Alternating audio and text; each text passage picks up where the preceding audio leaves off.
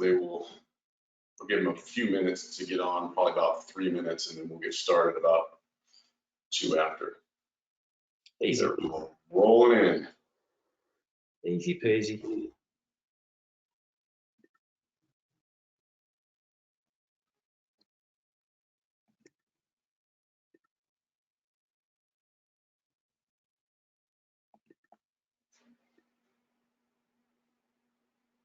So those of you that are coming in your live right now, we'll get started in about 2 minutes.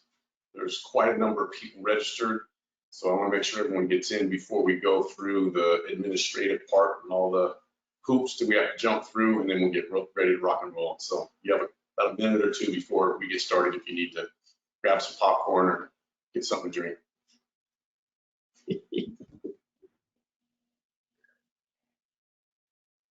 You like going to the circus, Rodney, wouldn't it, seeing you and I on the screen?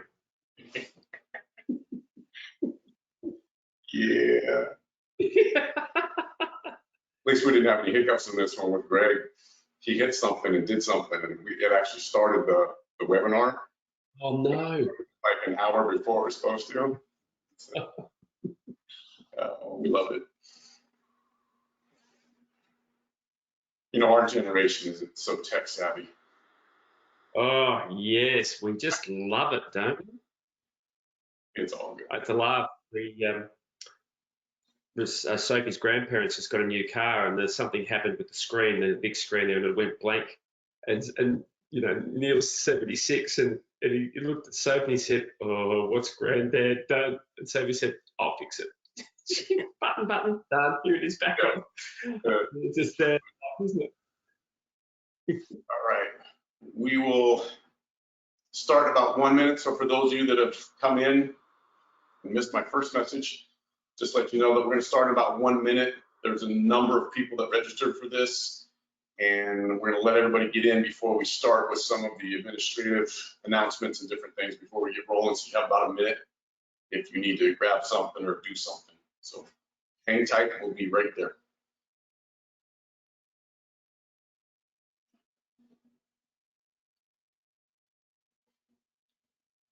So it looks like they're basically slowing down now, and then they'll just start trickling in over the time. So I'm going to go ahead and start. So first and foremost, I want to thank everyone who's on this call and joining. Even the ones who haven't joined yet, they're still trickling in. This is the Improving Mobility with Fascial Mobilizers, and we have our special guest and one of my longtime greatest friends, Ian O'Dwyer, who's now in New Zealand. So he's on Friday morning, his time, and we're going to get rolling along here. And this is another one of the strength talks, Eleiko strength talks, that has kind of been in a series of strength talks we've done over the last few months that will be showcasing some of the information that we will be delivering in our upcoming live workshop, the Readiness and Recovery Training Workshop in Austin, Texas, the 9th and 10th. And we'll talk a bit more about that at the end. So you're just getting a little taste of what we're going to be actually doing and showing and teaching people in that particular workshop. And since Ian is the master of what we're talking about here and the developer of it, we brought him on to let you know who's developed it and what it's all about. Now, before we get started, real quick, administratively, you have a control panel. So whether you're on your phone or on a computer, you'll notice that there's a control panel on your screen. On that control panel, you won't have audio and you won't have video. That's just to eliminate chaos, so we don't have a lot of noise in the background or things popping in. The other thing is we'll have a few polls, so we're going to ask a couple questions so we can get some information about you before we start. And then if you have questions that you would like to ask, you are free to ask questions at any time. The question tab on your control panel, if you scroll down, you'll see there's a number of tabs, and questions are one of those. And that's where you can type in a question and we will be happy to answer that. Now, if it doesn't pertain exactly to what we're talking about at that particular moment, we may wait and answer that at the end. So we'll leave some space and time at the end to try to address as many questions as we possibly can. If that question fits perfectly with what we're talking about at that time, then I will interrupt Ian and we will chat about that ourselves. So you guys are going to experience a little bit of off the cuff, off the hip banter with Ian and I. We do that best, and that's what we've been doing for many years. So we'll get to that. There's also a handouts tab. If you go to the handouts tab, there is a handout there. In that tab, there are some specific links that have some information that will be to Ian's company that he and I worked together with a long time ago to develop. It's his company. It's called Fuel Soma. You can get a lot of information that he's going to talk about on that website. There's obviously Eleiko links that go to our education page, registration or sign-up information, and a discount code for the readiness and recovery training course that's coming up in December. Okay, all of the administration aside, I want to welcome Ian O'Dwyer, who I've known Ian for about 20 years. I've worked with him fairly intimately for about 15 years, and we've traveled the world together. We've done a whole lot together, and we've worked hand in hand on a lot of things for a long time. It's a pleasure. Ian has a fantastic background. I'm not going to go into all the details, but essentially, Ian is a practitioner. He practices what he preaches. So when he's talking to you today, he's talking from experience of everything that he does on a daily basis all the time, and has been doing it for 20 years or more. So he's a former Aussie football player, so that's a little different than rugby. It's not the same as US football, and it's not soccer. So he's an old AFLer. He's worked with many. He's worked with many elite athletes. He works with the everyday population. He's a body worker, and he gets people to move, feel, and live better. That's what he does, and he does it as good as anybody in the world. And I'll let him talk a little bit more about himself. But he's a fantastic person, known him forever, and he is great at what he does. He's got one of the best eyes in the world to see the information and to be able to listen to people's bodies and how they move, and that's why we're talking about mobility with him. So he'll be piping in here in a second. Now, before we get into specifically the fascial mobilizers, I want to set the stage. This will be stuff that we're going to get much more in depth in the live workshop in Austin, Texas, in our new course, the Readiness and Recovery Training. But it's understanding mobility. Mobility is a word that has been, I think, misused, incompletely used for a long time now. It's basically replaced flexibility, and people think that it means the same thing, and it doesn't. Actually, when we look at the definition of mobility, there's some key words that are in it. It's readiness to move. It's purposeful. It's free. It's unhindered motion. What that's actually saying is it's motion with stability. And that's key. It's motion with stability. Stability and motion aren't technically separate. They're actually the same thing, because you can't have true motion without stability, because you're going to have altered chaotic motion. And you can't have motion unless you have stability, and you can't have stability unless you have motion. They go hand in hand. So it's active motion with control. Means that it's movement that is actively performed, but it's controlled through the range of motion that you have. And as close to a full range of motion as possible is what you have. And it's not just the ability to get to that full range of motion, it's the ability to actually maintain that motion. So a lot of times people will force themselves in it, but they can't actually hold that position. That's not truly mobility, that's just going through a range of motion. That's all that is. So realize that it's not flexibility and it's not range of motion. Mobility uses range of motion, but that's not what mobility is about. It's about moving actively under control. And mobility is semi-complex because it actually operates on a series of continuums. There's a speed continuum, moving from slow to fast. Most people don't realize that how we move, the speed of the motion, will affect the motion itself and affect the body's response to that motion. And we'll talk about that specifically here in a second. The force of motion, we can go from a subtle motion to a ballistic motion. Most people, when they do mobility, are trying to do ballistic motion. I always use the leg swing. People are doing this before they squat every time I see them. That's a fast ballistic motion, and you may not even understand if your body's ready for that yet. So we have to work in a progressive sequence, and we have to be able to assess how our body is able to feel and move before we start putting it into an environment that it has to move, where we're forcing it to move. That usually doesn't work very well. because that ties into the second component of the force, which is low to high force. Whenever we move faster, there's more force. Whenever we move more ballistically, there's more force. And so if we have elevated forces that we're placing on a body and we're not even sure how well prepared we are for that movement, or recovered we are, or ready to move, which is part of mobility, readiness to move. If you don't know how ready you are to actually do that, then you could be putting more stress on your system that's actually shutting down the system. It's actually working backwards for you. And there are many proofs. And this ties back into the webinar that we did with Greg Broskoff on the keys to improving recovery, mobility, and all the things that we talked about in that, which is the last of the continuums that I'll talk about. So we talked about speed continuum, force continuum, and we're also talking about the contraction continuum. So we have everything from slow, very minimal to isometric contractions, and then we can go to a faster, more concentric, eccentric, full contraction spectrum. But each one of those, depending on the amount of force that you're using and the amount of speed and load that you're using, can be beneficial to help the body recover or prepare for movement, or it can technically shut you down. When I say shut you down, it means it actually decreases the neuromuscular connection and the ability of the muscles to do what you want them to do and engage the fascial tissue the way that it should be engaged, because it's too much force and it'll shut the body down.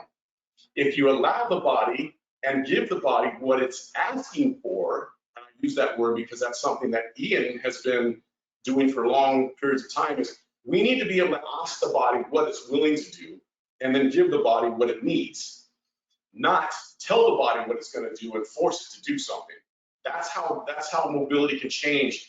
And in the field soma that Ian has developed and that we work with together, we call that instant change, because you can see instant change and it doesn't have to be painful and hurt.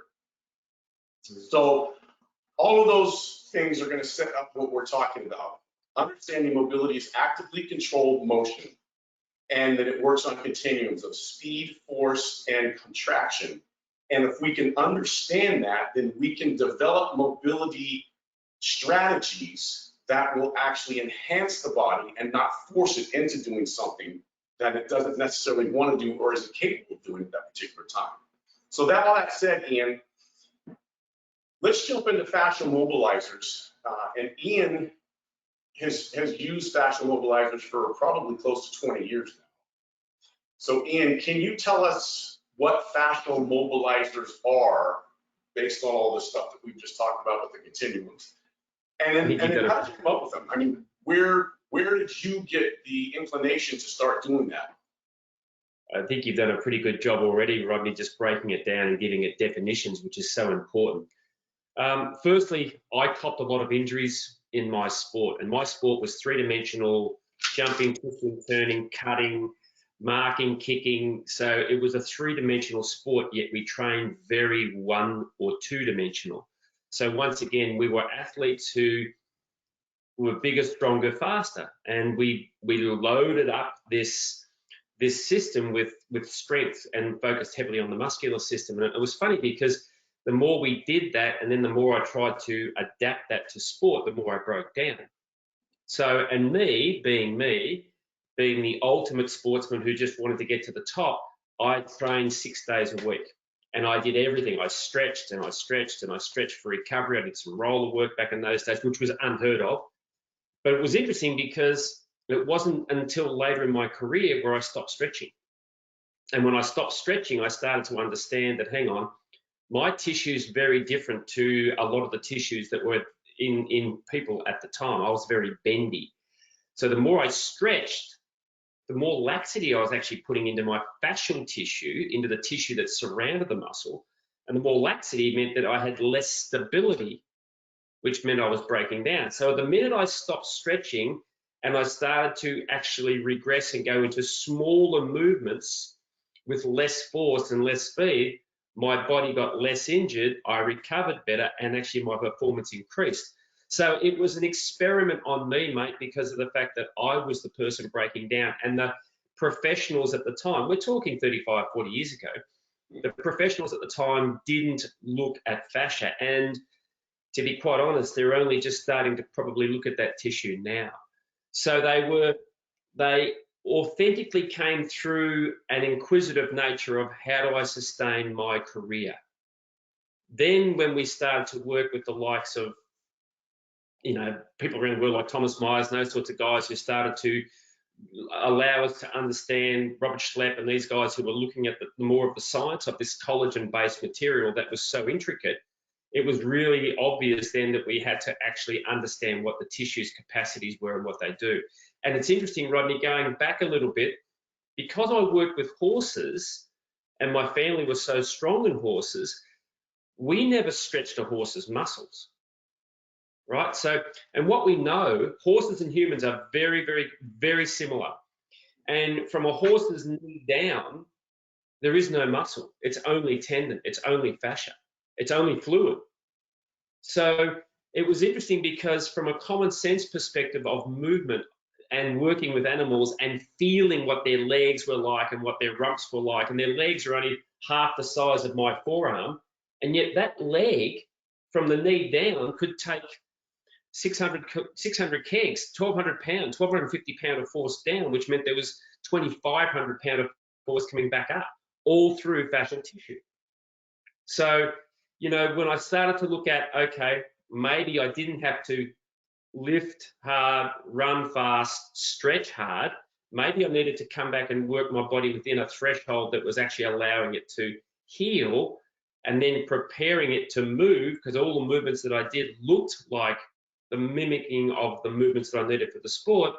That's where the originality of this stuff started from, just going back to patterns. Yeah, and it's funny, I had the opportunity to speak at a conference, a strength coach conference, and Tori Becton, who is the head strength coach for the University of Texas, which is where we're located, our headquarters, U.S. headquarters is located down there. He had an interesting quote that I remember, and I'll never forget it now. He said that the decrease in performance wasn't due to a lack of strength, it was due to a lack of mobility. So all these athletes are super strong, but where they lack it, where they get thrown off in their performance, whether it's injury or whatever, it has nothing to do with strength. It has to do with mobility. And the interesting thing is mobility means your controlled motion, which includes stability and the ability to move through a range of motion. And real quick, I want to ask everybody out there real quick, because I want to get this information so Ian and I know a little bit more about you. First and foremost, let me throw a poll up here. This poll is about you. We just want to know, which of the following do you see up here best represents who you are? So are you a strength coach, personal trainer? Are you a licensed professional? Are you an athlete, fitness enthusiast, owner, operator, or other? That way we can speak a little bit more to you. So they're coming in, Ian, and we have about 50% athlete, fitness enthusiast, 42% strength coach, personal trainer, a few licensed professionals, a few owner operators, and a few others. So I'll just close that. I'll share the results so you can see those, Ian. That's kind of the breakdown we have on there. Thank you guys for answering that. That helps us, because then we can talk a little bit more specific to you, because Ian and I like to be personal when we're chit-chatting. Beautiful. So got that, brother? Yep, perfect. Thank you. That's brilliant. And then one more that we're going to do. I just want to know, those of you that are on right now, is this your first Eleiko Strength Talk? Yes or no? And if it is, you've missed some of the ones. So we have about 70% that are new to this. So those of you that are new, thank you for joining this. I'm sure you're going to get a lot out of it. We also have in that download, so if you go to the handout section, in that handout section, there is a link to the past webinars or strength talks that you can see. And there's a lot of different ones on foam rolling performance and a lot of different stuff. So you can look at those as well. Okay, thank you for sharing that, you guys. I really appreciate that. So it was 65-35 brand new people to the strength talk, Ian. So perfect. We're good to roll. All right. Okay. So getting back into the fascial mobilizers. Now, Ian, as we've talked about, because we went through this, but what is the biggest difference in a fascial mobilizer versus what we typically and traditionally see in mobility exercises today, in your opinion? Okay, so first, Rodney, we've got to understand the various tissues. And when I see people mobilizing, they're generally neuromuscular mobilizing.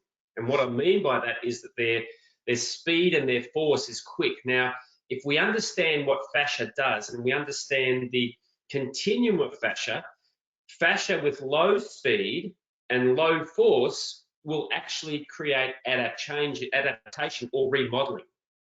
So in other words, fascia is designed to stiffen. So if I give it low speed and low force, it actually now wants to change, it wants to remodel, it wants to realign in different directions. However, if I give it no speed, like a static position, and I force the fascia, it will stiffen to pass the force on.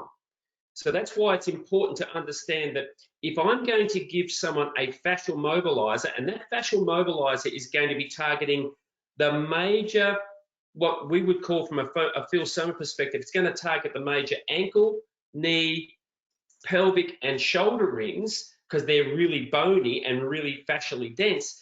And if we get those bony rings to move, the muscular, the lymph, the blood, the skin, the nerve, everything else comes along with it. So it's interesting, fascial mobilizers are an ability to move slow and with low force to actually get the fascial tissue to remodel and reset so that when you go to move, you have the ability now to go through a far better pattern and sequencing to allow efficiency. Yeah, perfect. And it's just answering your question, they want to know if this is the mobility with fascia is based on the anatomy training from Thomas Myers. And the answer to that, Niels, is he's one of the pioneers for sure. But it's not just Tom. Tom was one of the first people that actually turned the scalpel sideways and actually started dissecting lines of tissue, not just pulling out muscles and cutting away all the fascia around it. But there are numerous. So Robert Schlepp is another one, and Ian had mentioned that. Robert Schlepp has done a lot of research on fascia, and he's actually done a lot of practical research on fascia relative to stretching and foam rolling and other aspects and how it's influenced on it does that. So Tom is one of them for sure. And we've actually had the privilege of working with Tom and doing stuff with Tom. I've done some dissections with him, and I was actually teaching a class, and Ian has done a number of things with Tom. So we're very familiar with Tom, and he's done a phenomenal job of getting people to become aware through his books on anatomy trains. And Roddy, just to add to that, it was interesting. I went to Tom's first immersion because we're such good friends, and he invited me there just to come along, and finished up doing 40% of his immersion, which was an honor to do that with him. But it was interesting. What Tom does is he looks at people in their movement and comes back and looks at their body type, and he breaks the body down to see where the areas are that are glued up. Anyway, he had this particular lady who walked away and walked back, then walked away and walked back, and he was just describing to the group how he would take body locations now and different types of techniques and different lines and change them. And I said, Tom, can I just borrow that lady for a minute? We did one mobilizer, and that one mobilizer, and then she walked again, and Tom said, what have you done? He said, that would take 45 minutes for me to get that change. Yeah. Now, the beautiful thing, Roddy, as we were speaking, was it was a matter of just giving the tissue enough motion to help it to unravel so that you can then identify where you really need to go to from a bodywork position.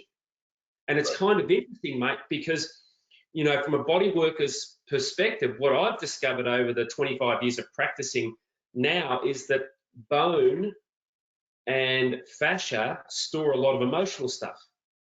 Now, if we talk about that, we're talking about athletes. You think about every time that we make an impact on something, every time we roll an ankle, every time we get stressed and we can't breathe and we start to shallow breathe.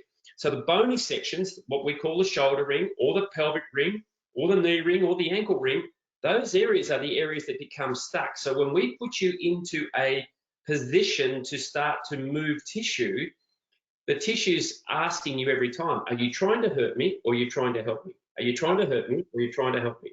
Is it safe? Be safe. So from an athlete's perspective, I want to be able to listen to my biofeedback system and say, actually, that feels better after doing that fascial mobilizer. from a strength and conditioning perspective, we've spent years building muscles and making athletes bigger, stronger, faster. However, that's like taking a 454 Chev and building the motor as big as I can and dropping it in a mini minor, because the thing that the motor needs to be strong is the chassis. Well, the chassis is the fascia, the chassis is the collagen, right?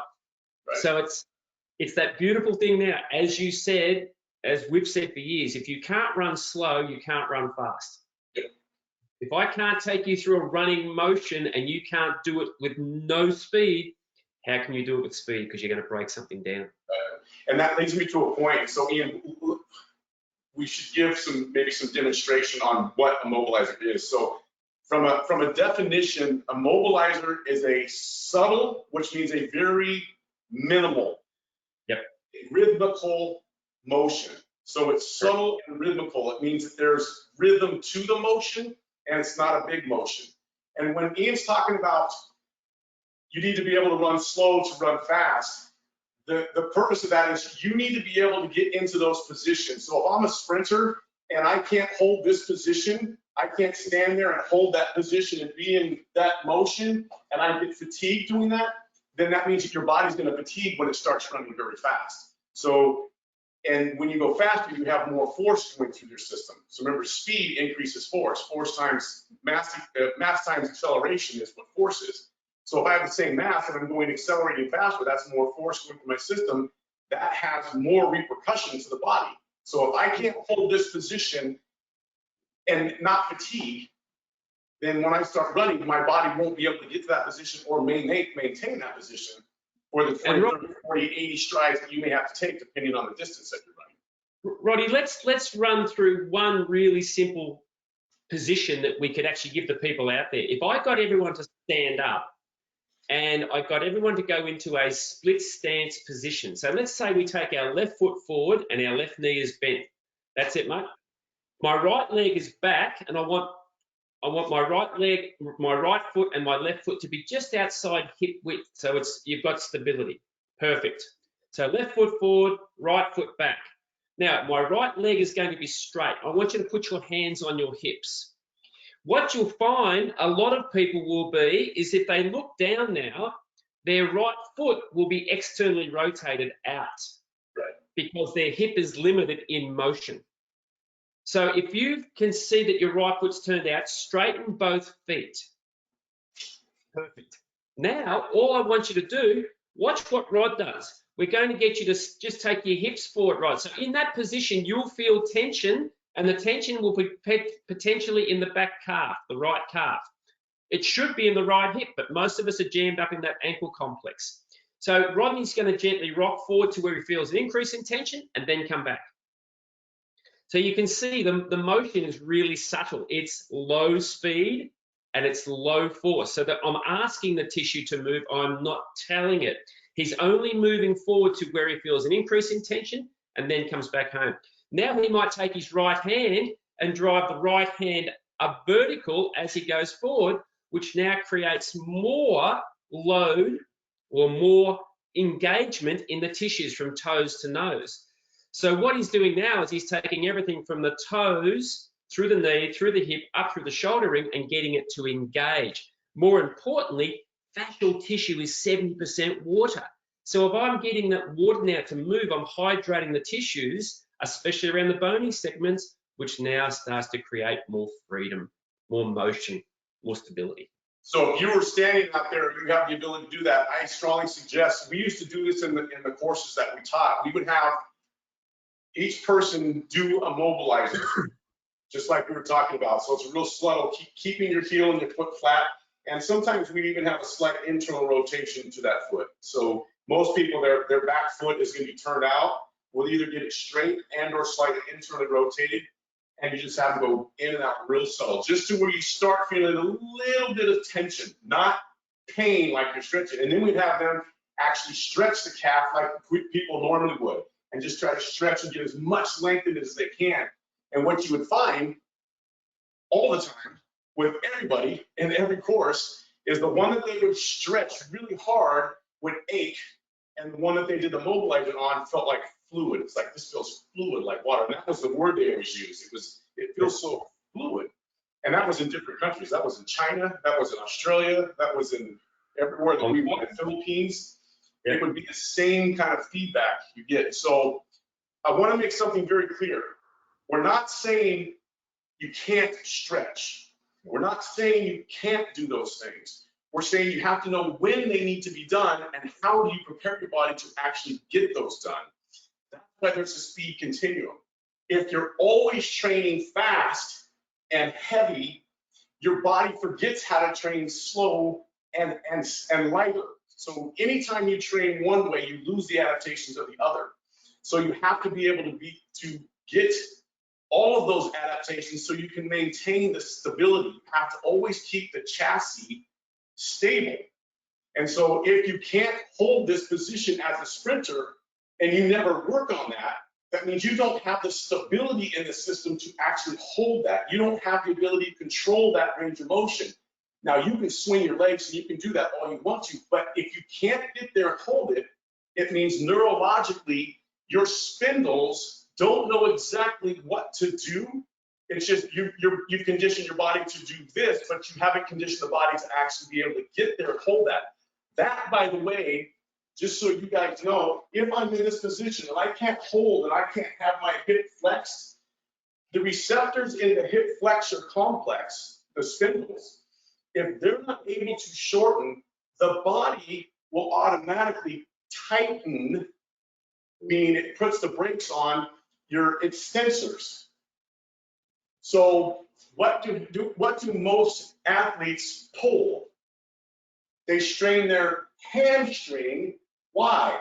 Because the neurological receptor system can't get to where it needs to be. So the body's trying to protect itself, but we're forcing it to do something that it's not ready to do or prepared to do.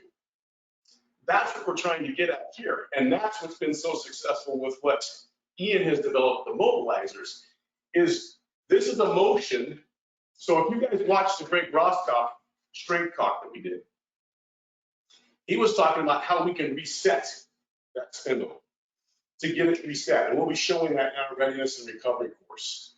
You can reset that spindle, which eliminates that tension that's created in the antagonistic muscle or opposing musculature tissues that are fighting against you because it's a protective mechanism. What Ian does with the mobilizers and what we'll be showing is those mobilizers now take your ability to move and they start to add in motion and you're teaching it rhythm. It's like a slow harmonic vibration, but it's very slow. So once you get that motion, now the body isn't threatened anymore. What you have to do is take the threat out of the body so it doesn't want to protect itself. And we always use the analogy of walking on ice. If you're always walking on ice, you're always tense. This is like walking and moving through water, and you just don't want to make waves. If you can teach your body to do that, you'll notice that all of a sudden you feel freer and mover. You feel freer and more able to move. And then that's how you can start slowly progressing up into doing more ballistic, more dynamic work without your body breaking down so much. It has to be done on a continuum. Otherwise, you're going to eventually break down. You can't always move slow, and you can't always move fast. You have to know how to blend them together. And Roddy, the beautiful thing about that mobilizer we just gave then, if I took a snapshot, if I look at you side on, that looks like running, right? You're going into toe off. Yeah. Yeah. So the funny part about it is, if I'm in that situation where I try and get into that position and your foot's externally rotating, you haven't even moved, and you can understand that obviously toe off isn't what you do effectively. So therefore you are going to have poor rhythm. So your ability for your toe, your knee and your hip to communicate is going to struggle. So there's an efficiency problem or a sequencing problem already. Exactly. And so that in essence is what, when we're talking about the Fascial mobilizers. And Ian, what are some of, let's go through maybe 2 or 3 of the top, simplest, most effective Fascial mobilizers that you've used. Okay, so let's just talk patterns, and I'm going to talk 4 patterns. We could go 5 or 6 patterns, there's no problems, but I would normally go into a sit and reach. Now, when I talk patterns, a sit and reach is equivalent to a squat, except there's a difference. A squat is an egotistical language that we use to force our bodies to go into a position. We'll go past a threshold. A fascial mobilizer is a way of asking our tissue how they feel today. So, Rodney, if I got you to go into a sit and reach, what a sit and reach is basically I want your weight evenly distributed on both feet, big toe, little toe, heel. I want you then to be able to sit, allowing your knees and your hands and arms to reach forward. So your knees will go forward and your hands will go forward. So the really important thing here is, guys, is if knees don't track forward, I won't engage the forefoot. We have 33 joints. We have a ton of proprioceptors or nerve endings in the feet. So I need the big toe, little toe, and heel to engage. So when the knees go forward, what that will then do is allow the hips to hinge and flare. So the pelvis has to flare for the hip complex, for the pelvic ring, to then sequence correctly. And you'll see how Roddy's beautifully opening his fingers and reaching forward with his arms. What that does is it creates a tension from the arms down through the shoulder ring into the pelvis. So we've got a forced closure in the pelvis coming from the ground up, but we've also got it coming from the top down. That is one of the most basic exercises that people can't do because we're either normally quad dominant or butt dominant. We normally have our weight in our heels and we don't flare our pelvis. And if we can't flare our pelvis, you'll have a faulty pelvic floor, you'll have an inefficient hip complex, and you'll have a poor performance. And the interesting thing about that too is in order to squat, whether you're powerlifting or weightlifting or you're just squatting as an exercise, you've always heard that don't let the knees move past your toes. If those knees don't move forward, you're not going to get a successful power lift in squat and powerlifting. Your knees have to go forward in order for your hips to get down that low. There's a reason. So if you're not training that and you're not teaching that, that becomes so difficult. And that's where people get some really, really interesting and very ballistic ways of here's how to create ankle mobility. And they're loading their knees up with huge kettlebells and trying to force the ankle there. You don't have to force the body. And what we need to know is your tissues, as Ian talked about, are fluid. That means that they have fluid properties. It's called viscoelasticity. Visco is the viscosity of the tissue, which is a fluid property, like the oil in your engine, and then has elastic property. Well, when you put your hand in a pool of water and you go real slow through that, you can glide right through the water. But if you go real forceful and fast, you get a lot of resistance against you. So the faster you try to move and the heavier or more force you try to put on the tissue, the viscoelastic properties of the tissue fight you. It's just like the water going when you push your hand through the water. The faster you go, the more it's going to put resistance against you. So you're trying to get the body to not resist you, which decreases its threat and then decreases the tolerance, or I should say, it allows you to work within the tolerance that the body is willing to give you at that particular time. And that's how all of this stuff starts to make sense. And that's why if you're not working with a continuum and you don't understand tissue properties and how tissues actually work, you're going to get into an area where you're trying to force your tissue over and over and over. And most of the time, that will not work for people. Long, loaded, heavy stretches won't necessarily work. They're not wrong or they're not bad. It's when do you use those in your training and for whom are you using that for? And do you need that? Those are all the questions that have to be answered that nobody ever seems to want to ask. And Roddy, it's kind of interesting, right? You know, the name of my company now feels same with what we put together. And the reason we called it was because we don't feel. So when we're telling the body what it needs, we're not listening. And listening doesn't mean audio. Listening means listening to our biofeedback system. There's 250 million nerve endings in the body, of which 200 are in the fascial tissue and 50 are in the muscle. So if there's that amount of feedback coming to us, we've got to listen to what the tissues are telling us. Does it feel good, or did that hurt? Because if we don't listen, then we're going to continually dumb down the body by giving it what it doesn't want, which is going to then take us into all sorts of pain, discomfort, inefficiency. Yeah, beautiful. Hey, Ian, quick question, that's a good one. So Jenny asked, what are the cues, checkpoints, again, on the squat mobilizer? So when we're doing that sit and reach. Yep, so the first thing I want someone to do, Jen, is I want a big toe, little toe heel. I want them to feel that they've got even weight distribution in their body.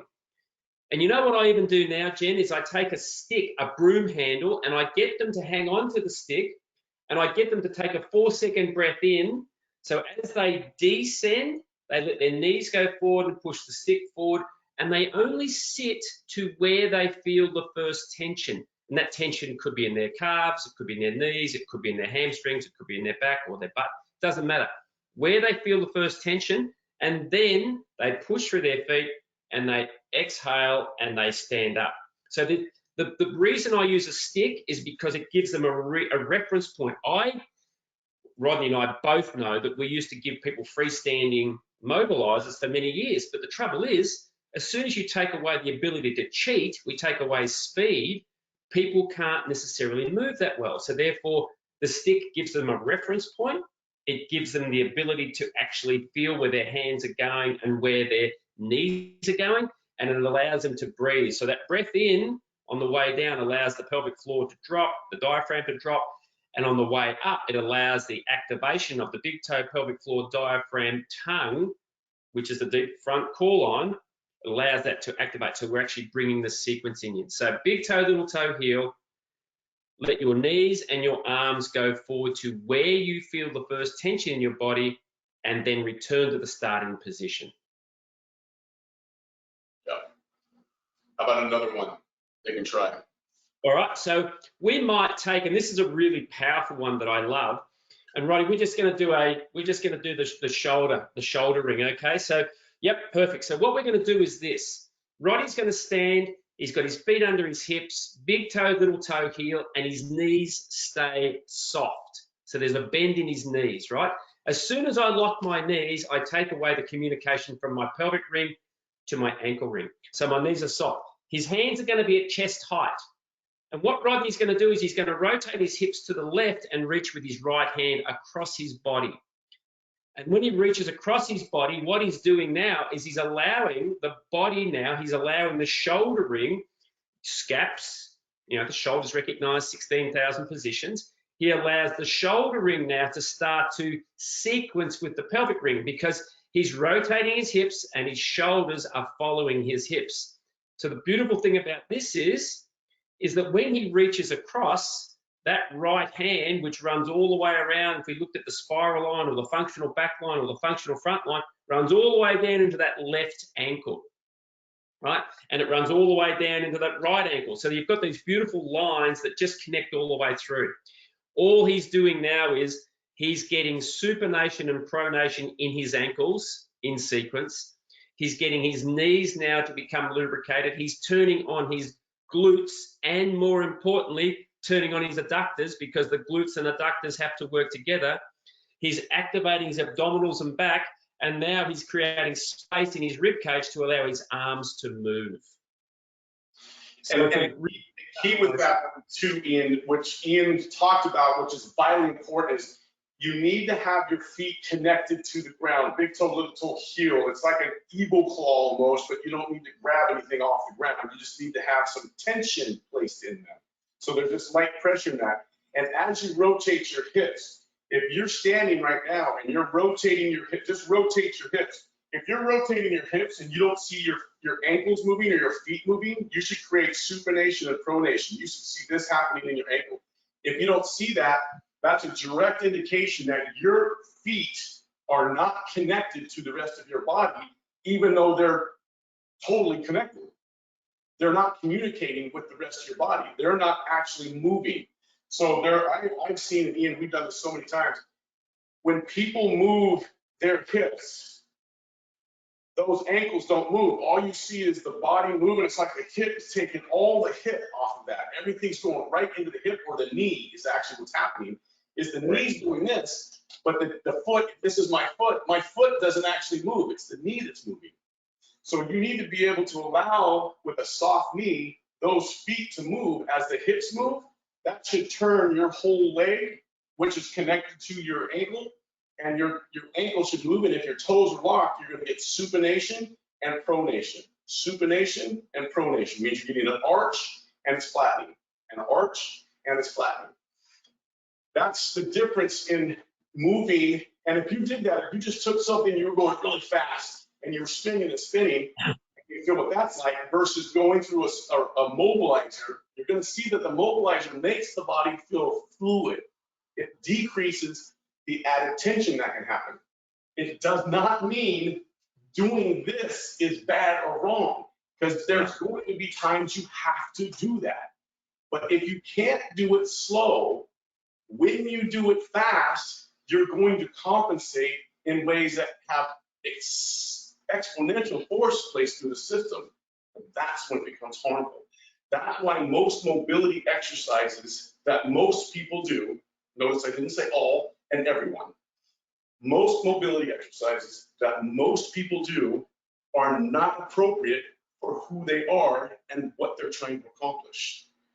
That's why people are constantly trying to come up with better ways to get mobility, better ways to do this. They're not following a continuum, they're not looking at the tissue properties, and they're not working in a progressive sequence. It's no different than day 4 in the gym for you. You just started training, and then we're gonna go try to do max power cleans. It's like, if you don't even know how to do a power clean, or you've barely learned that, and you're gonna try to max out, your body is not prepared for that. It's the same exact concept. It's just in a different movement pattern, or it's in a different type of movement used in our training.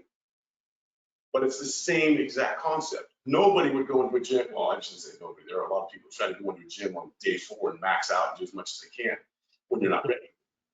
But even those who have been training at high levels will come, the good ones will come back and they will train lighter, they will train stability, they'll train these different components, because they understand that if you're training at such a high level for too long, you're going to lose some of that. So you always have to cycle back. That's why periodization exists. Periodization exists so we can constantly hit the different adaptations that the body needs to have to constantly stay in a sustainable performance enhanced state.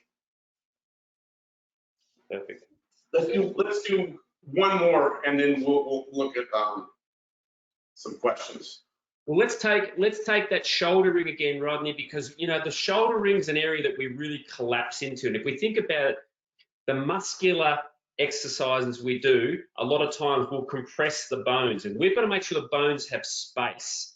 So let's take, and by activating the fascial tissue pulls the joints apart, pulls bones apart. So we create space. So what I'm going to get you to do is we're going to do a lateral motion, mate. And what we might even do is we might just take the arms left to right. So we'll go back into that same position where we have our feet under our hips, big toe, little toe, heel. Crucial that our knees stay soft, because a lot of people will straighten one knee at a time. And what we're going to do is we're going to drive the right arm out at, say, 10 o'clock and let the right hip follow at the same time. So the hands will start at chest height, and we're just going to reach out. That's it. Left arm reaches out, left hip drives out. So what you're doing effectively here is really asking T12 to T6 to get space, to laterally move. And when we look at fascial mobilization, one of the consistent things we see is the lateral lines of the body do not get enough motion. So Roddy, by reaching out, straightening the arm, you're allowing that T6, T12 mainly to get upregulation, to get space, to get movement. The beautiful thing is now the lateral hips, which not many people talk about when we go to activate the pelvis, the lateral hips have to move. And once again, as Rodney reaches out to the right, his right foot is going to supinate, his left foot's going to pronate. So what we're doing with all of these movements, we're creating this beautiful sequencing so that when we go back into putting ourselves under speed and load, that our tissues are going to be prepared for it. Yeah, and that becomes the key. And one of the biggest things with these fascial mobilizers is that they're toes to nose. It's head to toe motion that you're creating. So you're allowing motion to happen through the entire body. And because it's at a low enough threshold that it doesn't threaten the system, the body's willing to allow this to happen so you can start getting better. What you'll notice is if you notice yourself being very rigid or very strict, you can't actually go slow, it's because your tissues don't know what to do. It's not bad, it's not wrong, it's just that your tissues aren't sure what to do because they're used to being forced to do something, or it's just something that they've never ever done before. So it's a newness.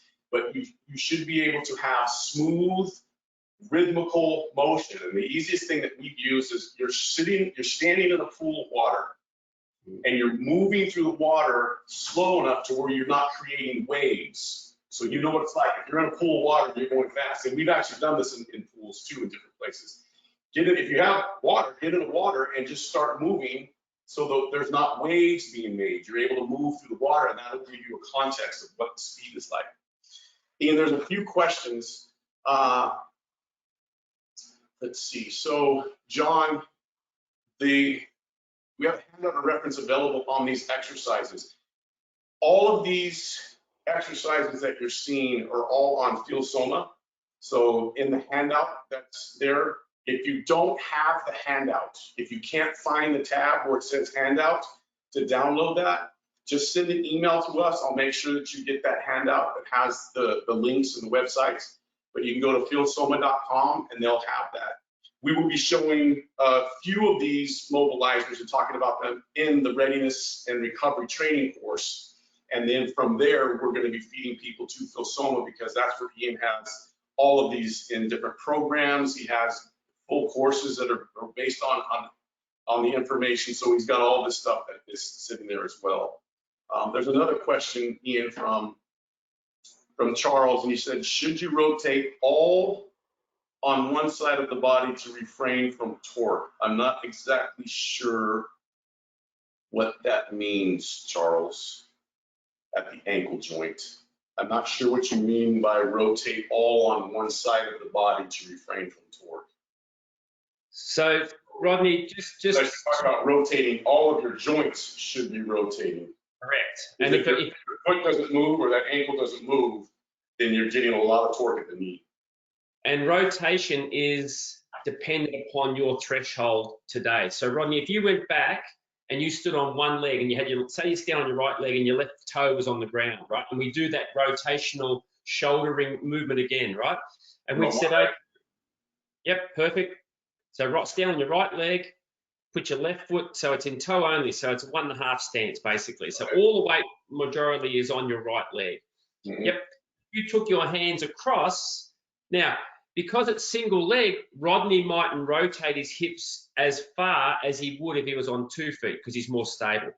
But the great thing about it is you only work to within your threshold, your ability to move with rhythm and timing and being able to do it subtly, okay? Right, and what Ian is saying about that is I may go this far when I have 2 feet on the ground, but when I have 1 foot on the ground, I'm only going to go about that far because I can't rotate my hips the same amount without the stability that I have with both hips on the ground. So I shouldn't be trying to rotate my trunk as far as I can get it at this particular point. It's not that you can't do that. It's just that if you're trying to optimize motion and get the body used to moving and being fluid, which will enhance its tolerance and enhance its ability to move better later on, then you can start moving in greater ranges of motion. So these are all sequences. Some people have the ability to move in farther ranges of motion, but what you'll find is it becomes a strain. You're forcing something to happen. It's not actually happening naturally. What you want to do is if you do the mobilizers properly and you use them and incorporate them in your training, what you'll find is that your range of motion in your mobilizers will increase. So now what you used to be able to do only here, where it was fluid before you started feeling tension through any part of your body, head to toe, Now you can go to here because your body is no longer threatened and has built up the tolerance to actually perform those movements. That's something that people don't talk about, or you don't hear a lot, is the tolerance of the body to move. The willingness is what it means of the body to move, the ability for it to do that before you put it in a threatened state, which is what we would call under-recovered or increasing the risk of injury, is all that really means. Perfect. So Charles, I'm not sure if that answers your question, so if it did, we hope so. Let's get to a couple of others. So how can I improve my arch on the bench? I love that. Waiting for someone to bring that in. So this is classic. So when you're doing the powerlifting bench press, and he's talking about the arch where you lay on the back.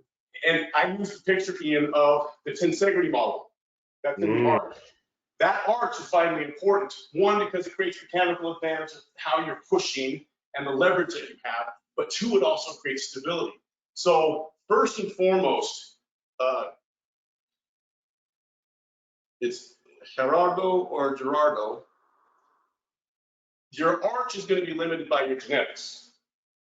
So first and foremost, not everybody's going to have the same arch. So not everyone is a gymnast, a Russian gymnast who can bend over and stick their leg back between their head. So just realize that. So you have the ability to arch, but the arch is going to be, it's not something that you need to force. One, the extensor mechanisms of the body, all the tissues that create extension are going to have to be involved in that. So those have to be utilized. So it's going to be the same thing that you're doing. And there's actually even in the kind of the prone place that we've done, where we can go into hip extension. So I don't have the ability to get into prone, but if I was in more of a prone position, just allowing your body to actually get into that position. And one of the reasons why I'm in this position versus going backwards is when you're in a bench and you're getting that arch, remember your feet are on the ground. And when your feet are on the ground, it's all the frontline tissues that have to be able to create the extensibility to get that arch when you're laying on the bench. So if I can work my front line to get that arch capacity, then I'm actually working through, because you have to have ankle motion, you have to have the knee motion, you have to have hip, the extensibility all through that front line to create that arch. So it's the extensibility of the back to maintain that arch. But to get into that arch, it's really coming from the front line.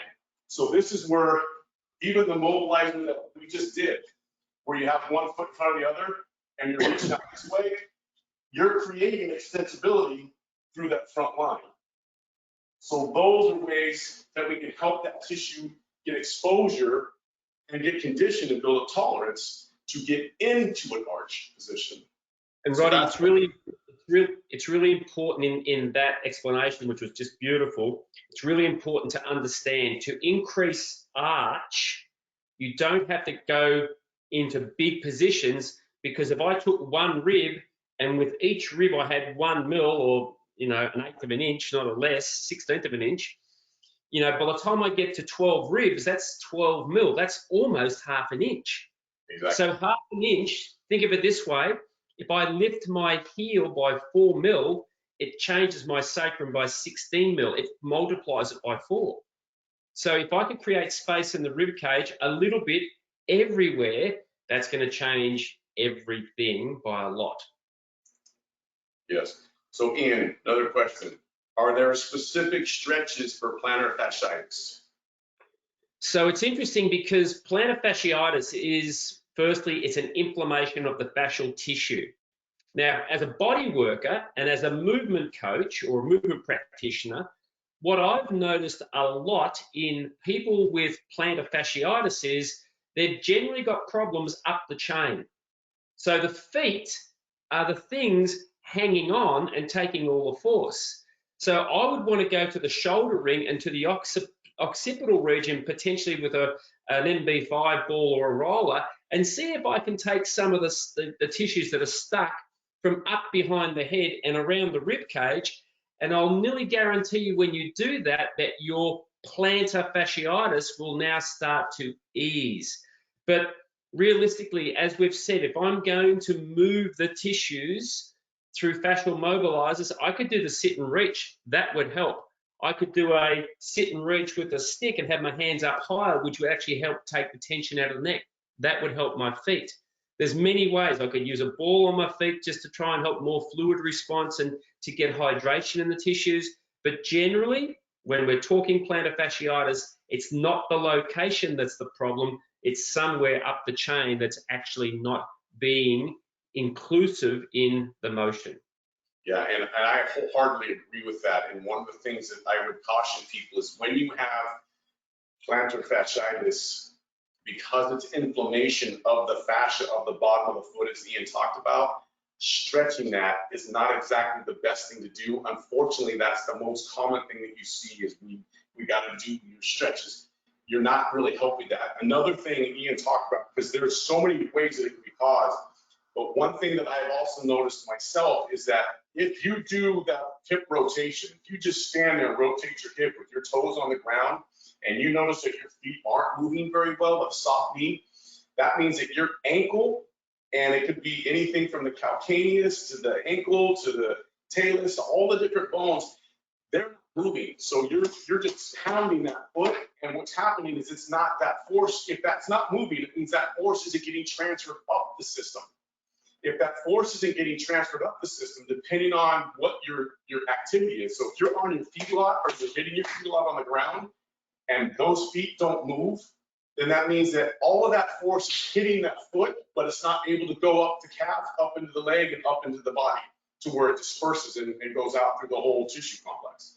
So if that foot doesn't move, you need to get that foot to move. And this is where the mobilizers become very good. And Ian, we've done the one where if you just take your feet and you turn them kind of pigeon-toed, you just take your feet, if you're standing there, just take your feet hip width and turn them in to where your big toes are facing each other. Now, from there, don't move the back, just bend the hips, just bend the knees. Just crack the knees, so you're just moving the knees into flexion. So you're creating a little bit of dorsiflexion, but you're not going into a squat. You're sitting into just knee flexion. And then from there, just take your knees or your hips and just rotate them side to side. You're just moving your knees and your hips side to side with your feet, your big toe, little toe, and heel on the ground. And as you do that, you should see your feet starting to move. There should be rotation. You should see an arch occur and flatten out. Subtle movements like that, not aggressive movements. When the body's inflamed, it means I'm already exceeded my tolerance. I'm already threatened. So to threaten it more, the body's just going to resist you. So that's what I would suggest based upon Ian. So depending on whether you're doing a lot of stuff from top down or bottom up, it can be any one of these combinations. Absolutely. Another one from Charles. What role does fascia play in abdominal bracing, and how do you suggest we ready our body for maximum efforts? Okay, so, it's interesting, Charles, when we talk about fascial tissue, there's more fascial tissue in the brain than what there is grey matter and fat. There's more fascial tissue in the gut than what there is intestine and organs. So fascia is everywhere. My suggestion would be, can you breathe through your nose into a diaphragmatic breath? Can you activate your pelvic floor? Because when we need our abdominals to be on, which is when our toe touches the ground, then we better be able to activate our pelvic floor diaphragm. Because if we can't, I don't care whether you brace, I don't care whether you suck in, you're not going to have an efficient transition from top down or bottom up. That trunk area, our deep core line starts from our toes. So a really simple thing that you could do just to see if you can actually do it is, Rodney, if you go back towards your doors there, stand on your right foot again. And it's just going to be right foot only, left toe on the ground. So 1.5 stance. So once again, guys, it's big toe, little toe, heel. You should be able to feel that. And what I'm going to get Rodney to do is soften his right knee. I'm going to get him to breathe in through his nose and take a big diaphragmatic breath. And then I'm going to get him, because when he takes that diaphragmatic breath in, the pelvic floor comes down, the diaphragm drops. And then I want him to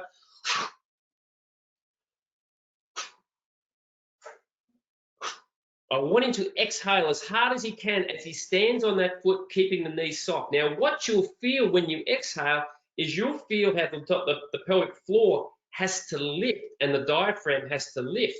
And what that will do is create space in the rib cage. So your tongue, your pelvic floor, your diaphragm, and your big toe now are all connecting. That's just a drill that I get people to do, especially if they're going to lift, run, do anything with force or load, because that's going to tell you whether you can, one, feel your pelvic floor and your abdominals, and two, you could tell by the sound of my breath, the efficiency, even sitting down, that I could actually bring air in and get air out. So if we can do that, you'll find your trunk, your abdominals are going to be in sequence with your butt, in sequence with your chest and shoulders, in sequence with your legs. Yeah, and if, just so you know, Charles, with the bracing, if you go to the education link that's in the handout, eleiko.com/education, and you go over to some of the training tools and or I think they're training tips, there's videos and a document on the whole bracing mechanism, and it's very similar to what Ian was just talking about as well.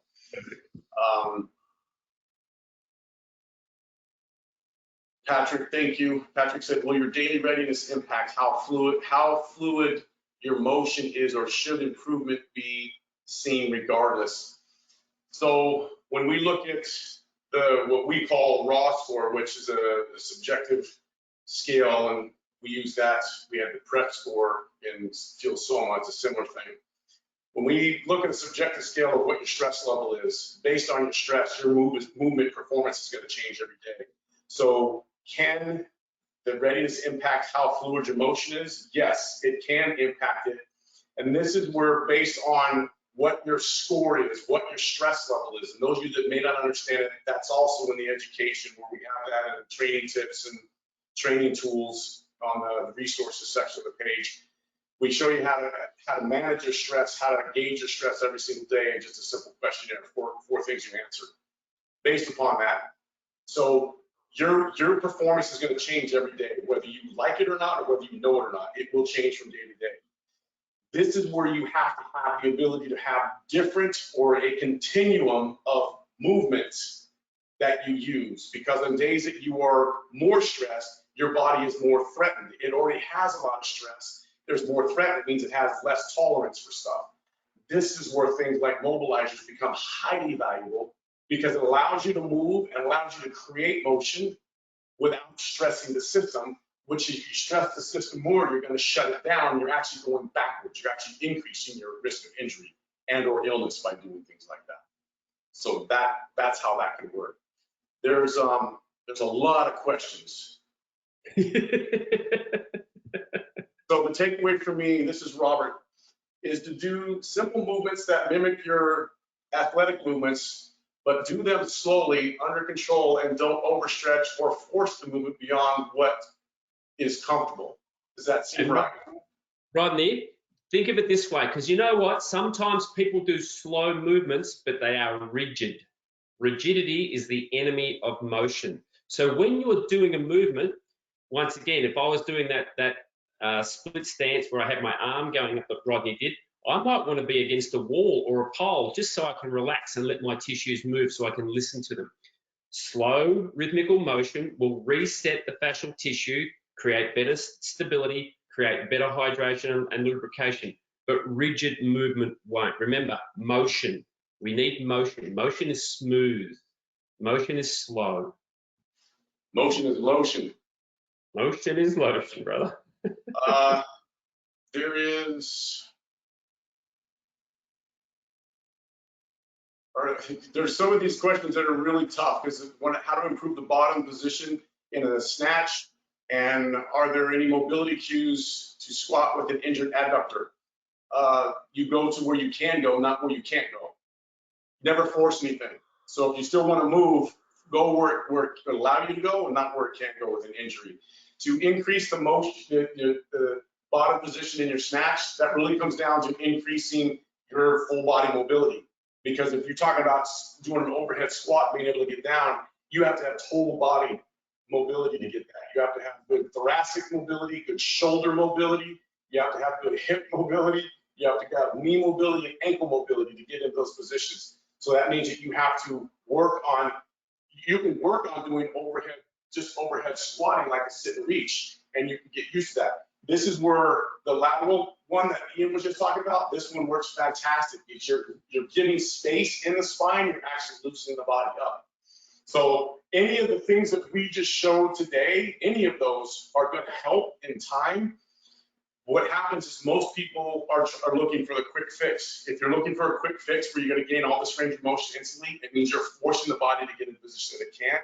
And while you might do it now, in long term, it's probably going to end up hurting you. You're going to get injured. Now, I'm speaking from experience. Ian and I have been doing this for over 20 years, 25 years.